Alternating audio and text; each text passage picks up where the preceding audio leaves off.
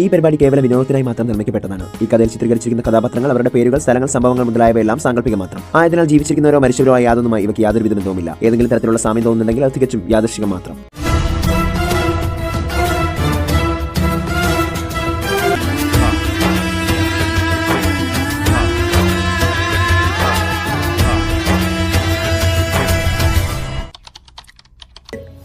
അതിൻ്റെ ആവശ്യം എന്തായിരുന്നു? എന്തെങ്കിലും ഒരു ദിവസം ഒന്നുറങ്ങാൻ കിടന്നപ്പോൾ എന്നെ അങ്ങ് കൊന്നുകൂടായിരുന്നു? ഈ കഴിഞ്ഞ 28 കൊല്ലങ്ങൾ കൊണ്ട് തന്നെ എൻ്റെ ജീവിതത്തിൽ അനുഭവിക്കേണ്ടതെല്ലാം ഞാൻ അനുഭവിച്ചു കഴിഞ്ഞു. അന്നത്തെ ആ ദിവസം അസ്തമിച്ചു. പിറ്റേന്ന് രാവിലെ പ്രാർത്ഥന വീണ്ടും രുദ്രന്റെ ഫോട്ടോ നോക്കി അവനെക്കുറിച്ച് ആലോചിച്ചിരിക്കുന്നുണ്ടായിരുന്നു. രുദ്ര, എല്ലാവരുടെയും മുന്നിൽ നീ മരിച്ചിരിക്കാം, പക്ഷെ ഈ പ്രാർത്ഥന എന്ന ഞാൻ ഒരിക്കലും നീ മരിച്ചെന്ന് വിശ്വസിക്കില്ല. നീ ഇന്നും ജീവിച്ചിരിപ്പുണ്ട്. എൻ്റെ കൂടെ ഇപ്പോഴും നീയുണ്ട്. ഞാൻ അണിയുന്ന ഈ സിന്ദൂരം, അത് നീ ഇന്നും എൻ്റെ കൂടെ ഉണ്ടെന്ന വിശ്വാസത്തിലാണ്. നീ മരിച്ചിട്ടുണ്ടാവാം, പക്ഷെ എന്നെങ്കിലും ഒരിക്കൽ നീ വീണ്ടും മനുഷ്യനായി എൻ്റെ മുന്നിൽ പ്രത്യക്ഷപ്പെടുമെന്ന് എനിക്ക് ഉറപ്പുണ്ട്. എന്നെ ഒരു വിവാഹ ജീവിതത്തിലേക്ക് വീണ്ടും നിർബന്ധിക്കുന്നുണ്ട് പ്രീതിയും രഘുവേട്ടനും. പക്ഷെ അതൊന്നും ഒരിക്കലും നടക്കാൻ പോകുന്നില്ല. കാരണം രുദ്രനുണ്ടെങ്കിലും ഇല്ലെങ്കിലും ഈ പ്രാർത്ഥന എന്നും നിന്റേതാണ്, രുദ്രൻ്റേത് മാത്രമാണ്. ഒരിക്കലും അതിനൊരു മാറ്റവും ഉണ്ടായിരിക്കില്ല. നിനക്ക് ഓർമ്മയുണ്ടോ രുദ്ര, നമ്മുടെ ആദ്യ രാത്രി? ഇത്രയും സ്വയം പറഞ്ഞുകൊണ്ട് പ്രാർത്ഥന അവളുടെയും രുദ്രൻ്റെയും ആദ്യ രാത്രിയെക്കുറിച്ച് ആലോചിച്ചു. 5 വർഷങ്ങൾക്ക് മുൻപ് നടന്ന കാര്യങ്ങൾ ആലോചിക്കാൻ തുടങ്ങി. സീൻ 5. പ്രീതിയെ മത്സ്യലോകത്തിന്റെ ഉത്തരാധികാരിയാക്കിയ ശേഷം പ്രത പിന്നീട് പോയത് നാഗലോകത്തിലേക്കായിരുന്നു. അവിടെ എത്തി പ്രാർത്ഥനയും അവിടുത്തെ ഉത്തരാധികാരിയാക്കി പ്രതയും പ്രാർത്ഥനയും പ്രീതിയും തിരികെ വീട്ടിലെത്തി.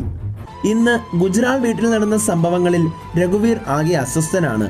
പക്ഷേ എല്ലാ സത്യങ്ങളെയും അവൻ അംഗീകരിക്കാൻ തയ്യാറായിരുന്നു. ഇത്രയും നാൾ പ്രീതി എന്നോട് ഇതൊന്നും പറഞ്ഞിരുന്നില്ലല്ലോ എന്ന് ആലോചിക്കുമ്പോൾ അവന് നല്ല വിഷമമുണ്ട്. പക്ഷേ എല്ലാ സത്യങ്ങളും രഘു ഉൾക്കൊള്ളുകയായിരുന്നു. ഇനിയുള്ളത് രുദ്രന്റെയും പ്രാർത്ഥനയുടെയും ആദ്യ രാത്രിയാണ്. ആദ്യ രാത്രിയിൽ രുദ്രൻ പ്രാർത്ഥനയും കാത്ത് റൂമിലിരിക്കുകയാണ്. പ്രാർത്ഥന ഋഷിയോടുള്ള പെരുമാറ്റം ഇപ്പോഴും മാറ്റിയിട്ടില്ല. അതിൻ്റെ ദേഷ്യം പ്രതയ്ക്കുണ്ട്. എന്നിരുന്നാലും ആദ്യ രാത്രി വേഷത്തിൽ ഒരുക്കിയ പ്രാർത്ഥനയെ റൂമിലേക്ക് കയറ്റിവിട്ട ശേഷം പ്രത നേരെ അനുമോളുടെ റൂമിലേക്ക് പോയി. അനുമോൾ തൻ്റെ മകളല്ലെന്ന് അറിഞ്ഞിട്ടും അവളോട് ഒരു സ്നേഹക്കുറവുമില്ലാതെ, നീ എൻ്റെ മകൾ തന്നെയാണ്, ഒരിക്കലും അതിലൊരു മാറ്റവുമില്ല എന്നെല്ലാം പ്രത അനുമോളോട് പറഞ്ഞപ്പോൾ എല്ലാം മനസ്സിലാക്കി അനുമോളും ഇത് തന്നെയാണ് എൻ്റെയും യഥാർത്ഥ അമ്മ എന്ന് പറഞ്ഞ് പ്രതയെ കെട്ടിപ്പിടിച്ചു. ഇതേസമയം രുദ്രന്റെയും പ്രാർത്ഥനയുടെയും റൂമിൽ പ്രാർത്ഥന വാതിലടച്ച് രുദ്രന്റെ അരികിലേക്ക് പോയി. അന്നേരം മനസ്സിൽ പ്രാർത്ഥന പറഞ്ഞു, നിങ്ങൾക്ക് ഇതാദ്യ രാത്രിയാണല്ലേ രുദ്രൻ? ഇല്ല, ഇന്ന് തന്നെ നിങ്ങൾ മരിക്കും.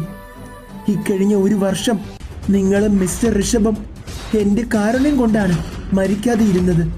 പ്രീതിയെക്കുറിച്ചുള്ള രഹസ്യങ്ങൾ എനിക്ക് കണ്ടെത്തണമായിരുന്നു. ഇപ്പോൾ ഞാൻ എല്ലാം കണ്ടെത്തി. സത്യങ്ങൾ എല്ലാം തെളിഞ്ഞു. ഇനി അവശേഷിക്കുന്നത് നിങ്ങളുടെ 2 പേരുടെയും മരണമാണ്. ഇത്രയും പറഞ്ഞ് പ്രാർത്ഥന ഒരു മത്സ്യകന്യകയായി മാറി. രുദ്രൻ അത് കണ്ട് ഭയന്നു.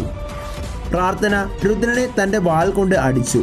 വേദന കൊണ്ട് രുദ്രൻ പുളയുന്നുണ്ടായിരുന്നു. അന്നേരം പ്രാർത്ഥന രുദ്രന്റെ അടുത്ത് പോയി അവളുടെ മത്സ്യത്തിന്റെ കൂർത്ത പല്ലുകൾ നീട്ടിക്കൊണ്ട് അവനെ കടിച്ചു. രുദ്രൻ പിടഞ്ഞു പ്രാർത്ഥനയുടെ മുന്നിൽ കിടന്ന് മരിച്ചു.